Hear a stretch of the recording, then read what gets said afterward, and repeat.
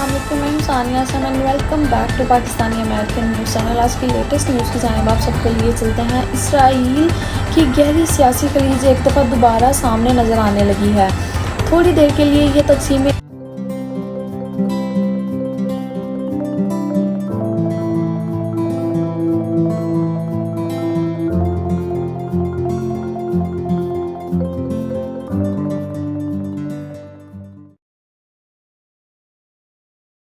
तरफ कर दी गई थी, क्योंकि 7 अक्टूबर को हमास की जानिब से चौंका देने वाले हमले के बाद इसराइल में कौमी सतह पर यकजहती में इजाफा नज़र आया था।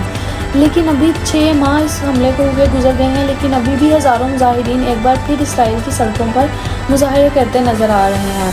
हमास के खिलाफ जारी जंग ने इसराइल के तवील तरीन अरसे तक वज़ीर-ए-आज़म रहने वाले बिन्यामिन नेतन्याहू इनके ओहदे से हटाने और इनके अदलिए अज़म को नई तवानाई बख्शी है। यरूशलेम में पुलिस ने मुजाहिरीन को सड़क से हटाने के लिए इनके खिलाफ सकिंग वाटर का इस्तेमाल किया, जो कि एक बदबूदार मादा होता है। इसे वाटर कैनन से फायर किया गया। ख्याल रहे कि मुजाहिरीन ने शहर की बड़ी शुमाल जनूबी शारा बेकिन बिलवर्ड को ब्लॉक कर रखा था।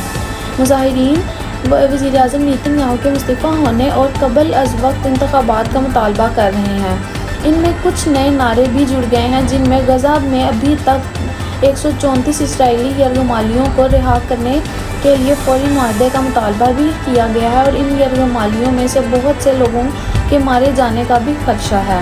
इन यरगमालियों के अहले खाना और दोस्तों के साथ साथ मुजाहिरीन को इस बात का ज़्यादा खौफ कि जंग जितनी देर तक बगैर किसी मुआहदे के जारी रहेगी, मज़ीद बहुत से लोग मारे जाएंगे। आइंदा मज़ीद खबरों से आगाह रहने के लिए देखते रहें Pakistani American news channel and never forget to subscribe my channel. Thanks for watching my video. Thank you so much.